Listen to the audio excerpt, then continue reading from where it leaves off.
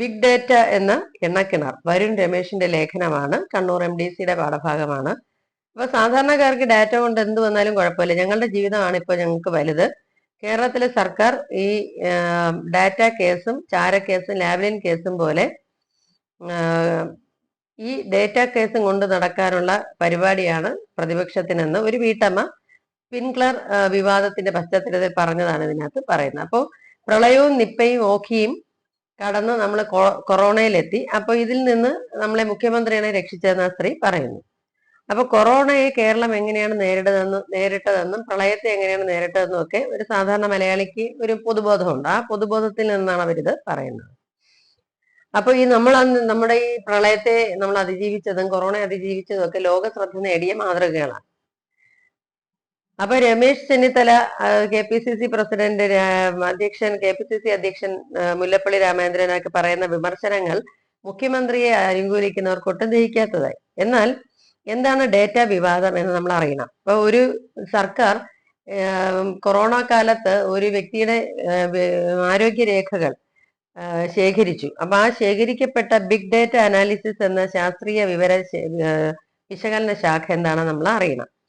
അപ്പോൾ എന്താണ് ഇന്ന് ഡാറ്റാബേസ് അല്ലെങ്കിൽ ഇങ്ങനെയുള്ള വിവര വിശകലന ശാഖ കൊണ്ട് ലോകത്ത് നടക്കുന്നതെന്ന് നമ്മൾ മനസ്സിലാക്കണം. അപ്പൊ നമ്മുടെ കുറച്ച് ചിത്രങ്ങൾ, നമ്മുടെ പേരും നാളും രാഷ്ട്രീയ ചായ്വും ഇഷ്ടവും ഇഷ്ടക്കേടും എല്ലാം ഒരു കമ്പനിക്ക് കിട്ടിയാൽ അത് എന്താണ് പ്രശ്നമെന്നാണ് ബാക്കിയുള്ളവർ ചോദിക്കുന്നത്. അപ്പൊ ആ കമ്പനി വ്യക്തി വിവരങ്ങൾ സ്വന്തമാക്കുന്ന കമ്പനിയെ ഡാറ്റ വെച്ച് എന്താണ് ചെയ്യുന്നതെന്നാണ് ഇതിനകത്ത് പറയുന്നത്. എന്താണ് ബിഗ് ഡാറ്റ അനാലിസിസ്? അപ്പോൾ ഘടനാപരം അല്ലാത്തതും ഘടനയുള്ളതുമായ ഡാറ്റകളെ വേർതിരിക്കുക, അതിനുശേഷം കിട്ടുന്ന ഡാറ്റയിൽ നിന്ന് ചില വിവരങ്ങളിലേക്ക് ആ കമ്പനി എത്തിച്ചേരും. അപ്പൊ അത് ഒരു വ്യക്തിയുടെ രാഷ്ട്രീയമായ വിവരങ്ങളാവാം, ആരോഗ്യ വിവരങ്ങളാവാം, നമ്മുടെ ഇഷ്ടങ്ങളും ഇഷ്ടക്കേടുകളും ആകാം. അപ്പൊ നിങ്ങൾക്കൊരു പ്രദേശത്തെ ജനങ്ങളിൽ നിന്ന് സർക്കാരിനെ അനുകൂലിക്കാത്ത ആളുകൾ ആരൊക്കെയാണെന്ന് കണ്ടുപിടിക്കാൻ പറ്റും. അപ്പൊ ഇങ്ങനെ തരംതിരിക്കാനായി പറ്റുന്ന ഒരു ഡാറ്റയാണ് ഇവര് ആളുകളിൽ നിന്ന് കളക്ട് ചെയ്തത്.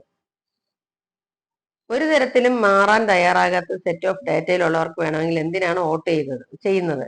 വോട്ട് ചെയ്തിട്ട് എന്ത് കാര്യം, ഒന്നും ശരിയാൻ പോകുന്നില്ല എന്ന ഒരു പ്രചരണം അവർക്ക് നടത്താം. ഇതിനെ ടാർഗറ്റ് മെസ്സേജിങ് എന്നാണ് പറയുന്നത്. അപ്പോൾ നേതാക്കന്മാർ എത്രത്തോളം മോശക്കാരാണെന്ന് ഒരു വ്യാജ വാർത്ത ഉണ്ടാക്കാൻ ഇത് ഉപയോഗിക്കാം. അപ്പൊ അതിസങ്കീർണമായ ഒരു ജോലിയാണ് ഇന്നത്തെ ഡാറ്റ കളക്ഷൻ. കാരണം ഭൂമിക്കടിയിൽ നിന്ന് ക്രൂഡ് ഓയിൽ കിട്ടുന്നു, അതിനെ സംസ്കരിച്ചാണല്ലോ പെട്രോളും ഡീസലും ആക്കുന്നത്. അതുപോലെ അനാവശ്യ വിവരങ്ങളുടെ ഇടയിൽ കിടക്കുന്ന വിവരങ്ങളെ ശരിക്കും വൃത്തിയുള്ള ഉപയോഗിക്കാൻ കഴിയുന്ന ഡാറ്റകളാക്കി മാറ്റുക എന്നതാണ് ശാസ്ത്രജ്ഞന്മാർ ചെയ്യുന്നത്. അത് ഡാറ്റ സയന്റിസ്റ്റുകളുടെ ജോലിയാണ്. അപ്പൊ അമേരിക്കൻ തെരഞ്ഞെടുപ്പിൽ എങ്ങനെയാണ് ബിഗ് ഡാറ്റ അനാലിസിസ് നടന്നതെന്ന് പറയാം. അപ്പൊ US തെരഞ്ഞെടുപ്പ് രംഗത്ത് കേംബ്രിഡ്ജ് അനലിറ്റിക്ക കളിച്ച കളിയാണ് ബിഗ് ഡാറ്റ അനാലിസിസിന്റെ ചരിത്രത്തിൽ ഏറ്റവും കോളിളക്കം സൃഷ്ടിച്ച ഇടപെടൽ. അപ്പൊ അവര് മറ്റുള്ളവരിൽ നിന്ന് കാര്യങ്ങൾ ശേഖരിച്ചിട്ട് അവരൊരു പ്രൊപ്പഗാൻഡ ഉണ്ടാക്കി. അമേരിക്കൻ തിരഞ്ഞെടുപ്പ് അതിന്റെ ഒരു പ്രതിഫലനമായി മാറി. ഇപ്പൊ ട്രംപിന്റെ ഇലക്ഷൻ ക്യാമ്പ് എങ്ങനെയാണ് അപ്പൊ റിപ്പബ്ലിക്കൻ സ്ഥാനാർത്ഥിയായിരുന്ന ട്രംപിന്റെ ഇലക്ഷൻ ക്യാമ്പിൽ എങ്ങനെയാണ് ഡെമോക്രാറ്റുകളുടെ സ്വാധീന മേഖലകളിലെ വോട്ടർമാരെ നിഷ്ക്രിയരാക്കിയതെന്ന് പറയുന്നു. അപ്പോ ഹിലാരി ക്ലിന്റന് അയക്കാവുന്ന ചില വാർത്തകളും വ്യാജ വാർത്തകളും ബിഗ് ഡാറ്റ ഉപയോഗിച്ച് കിട്ടിയ ഉപഭോക്താക്കളിലേക്ക് നിരന്തരമായി അയച്ചു കൊടുത്തു. അപ്പൊ ക്ലിന്റന് വോട്ട് ചെയ്യേണ്ട ആളുകൾ എന്ത് ചെയ്തില്ല? ക്ലിന്റന് വോട്ട് ചെയ്തു, ഹിലാരി ക്ലിന്റന് വോട്ട് ചെയ്തില്ല. ആ വോട്ട് എന്തായാലും ട്രംപിന് കിട്ടില്ലെന്ന് അറിഞ്ഞുകൊണ്ടായിരുന്നു വ്യാജ വാർത്ത പ്രക്ഷേപണം ചെയ്തത്. പക്ഷെ ട്രംപിന് വോട്ട് കിട്ടിയില്ലെങ്കിലും ഹിലാരിക്ക് കിട്ടുന്ന വോട്ടുകൾ ഡിഫ്യൂസ് ചെയ്യാൻ ഇത് കാരണമായി. അപ്പൊ ഇതിനായിട്ട് അവർ ചെയ്തത് ജനസംഖ്യയുടെ ഒരു ഭാഗത്ത് തിരഞ്ഞെടുത്ത് കൃത്യമായി അവരുടെ വിവരങ്ങൾ വിശകലനം ചെയ്യുകയാണ്. ആരെ കൊന്നാലും തെരഞ്ഞെടുപ്പ് ജയിക്കുക എന്നുള്ളതായിരുന്നു അന്ന് ഇന്ത്യയിൽ കേംബ്രിഡ്ജ് അനലിറ്റിക്ക നടത്തിയ പ്രവർത്തനം. ഇന്ത്യയിലും അവർ ഇങ്ങനെ ഒരു പ്രവർത്തനം 2014 പൊതു തെരഞ്ഞെടുപ്പിൽ ഉണ്ടാക്കിയതായിട്ട് പറയുന്നുണ്ട്.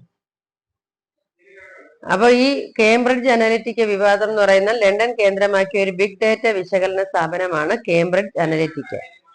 അവർ ലോകത്തിലെ പല രാജ്യങ്ങളിലും അവരുടെ കയ്യിലുള്ള ബിഗ് ഡാറ്റ ഉപയോഗിച്ച് തെരഞ്ഞെടുപ്പുകൾ വലിയ തോതിൽ ഇടപെട്ടതായിട്ടുള്ള വിവാദങ്ങൾ ഇപ്പോഴും കീഴടങ്ങിയിട്ടില്ല.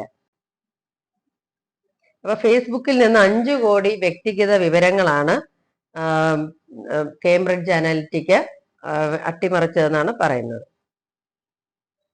ഈ വിവരങ്ങൾ വെളിപ്പെടുത്തിയത് ഇതേ സ്ഥാപനത്തിലെ ഉദ്യോഗസ്ഥനായിരുന്ന ക്രിസ്റ്റഫർ വൈലി ആയിരുന്നു. അപ്പൊ ഫേസ്ബുക്ക് അക്കൗണ്ടുകൾ ഡീആക്ടിവേറ്റ് ചെയ്യാനുള്ള ക്യാമ്പയിനൊക്കെ ആ സമയത്താണ് വന്നത്. അപ്പൊ നമ്മുടെ പ്രൊഫൈലിൽ കുറച്ച് കാര്യങ്ങൾ കിട്ടിയാൽ എങ്ങനെയാണ് ഈ ഡാറ്റ അനാലിസിസ് നടത്തുക, ആർക്കു വേണ്ടിയാണോ നമ്മളൊരു ദൗത്യം ഏറ്റെടുക്കുന്നത് അവരുടെ എതിർ കക്ഷിയെക്കുറിച്ച് അവരുടെ വോട്ട് ബാങ്കുകളെ കുറിച്ചും പഠിക്കും. പിന്നീട് ടാർഗറ്റ് മെസ്സേജിങ് നടത്തും, വ്യാജ വാർത്തകൾ പ്രചരിപ്പിക്കും. അപ്പോൾ നമുക്ക് ഗൂഗിളിനെയും ഫേസ്ബുക്കിനെയും കണ്ണടച്ച് വിശ്വസിക്കാൻ പറ്റാത്ത ഒരവസ്ഥയാണ്. അപ്പൊ അമേരിക്കൻ രഹസ്യാന്വേഷണ ഏജൻസിയിലെ ഉദ്യോഗസ്ഥനായ എഡ്വേർഡ് സ്റ്റോഡന്റെ വെളിപ്പെടുത്തലുകളും തെരഞ്ഞെടുപ്പ് വിശകലനത്തിൽ ബിഗ് ഡാറ്റ എന്താണ് ചെയ്തുകൊണ്ടിരിക്കുന്നതെന്ന് പറയുന്നുണ്ട്.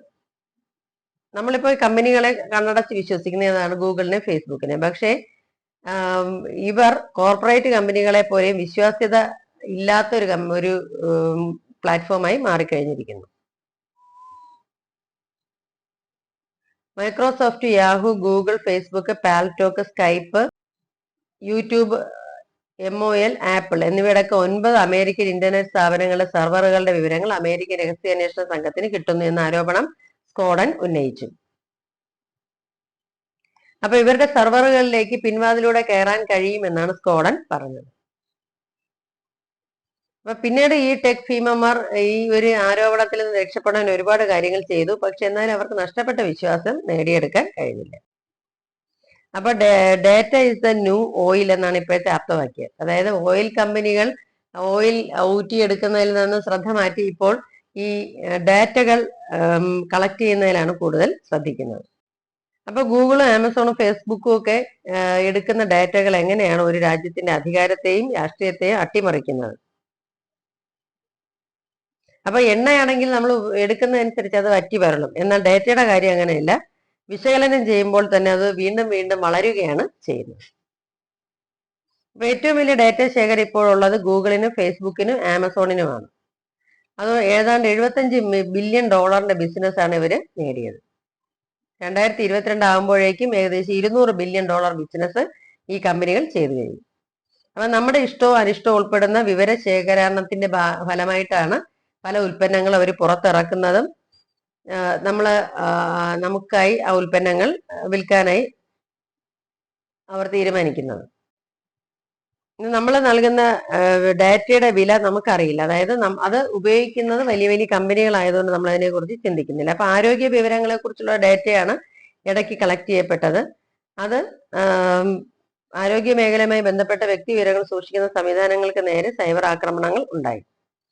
അപ്പൊ ഏറ്റവും കൂടുതൽ ഡാറ്റകളിൽ പൊന്നും വിലയുള്ളത് ആരോഗ്യ ഡാറ്റയ്ക്കാണ്. കാരണം മരുന്നുകളുടെ കൃത്യത, പരീക്ഷണങ്ങളുടെ ചെലവ് കുറയ്ക്കുക, മരുന്ന് പരീക്ഷണങ്ങളുടെ പരാജയത്തിന്റെ തോത് കുറയ്ക്കാനൊക്കെ ഫാർമസ്യൂട്ടിക്കൽ കമ്പനികളാണ് നമ്മുടെ ആരോഗ്യ ഡാറ്റ ഉപയോഗിക്കുന്നത്. അപ്പൊ അവർക്ക് കോടികളുടെ ലാഭമാണ് നമ്മുടെ ഡാറ്റ വഴി ലഭിക്കുന്നത്. അവരുടെ കോടികൾ ചെലവാക്കിയുള്ള പ്രവർത്തനങ്ങൾ പലതും ഈ ഡാറ്റകൾ കിട്ടുന്നതോടുകൂടി അവർക്ക് നിർത്തിവെക്കാൻ കഴിയുന്നു. അപ്പൊ മരുന്ന് പരീക്ഷണത്തിനായി ലോകത്തിലെ ആരോഗ്യ മേഖലയിലെ കമ്പനികൾ വലിയ തോതിൽ സമയവും പണവും ചെലവഴിക്കുന്നു. അപ്പൊ ഇങ്ങനെ ചെലവഴിക്കുന്ന മരുന്നുകൾ വേണ്ടത്ര വിജയിക്കാതെ പലപ്പോഴും പോകുന്നു. അപ്പൊ അതിന്റെ കാരണമായിട്ട് നമ്മുടെ ആരോഗ്യ ഡാറ്റയിലൂടെ അവർ അതിന്റെ കാരണം കണ്ടുപിടിക്കുന്നു.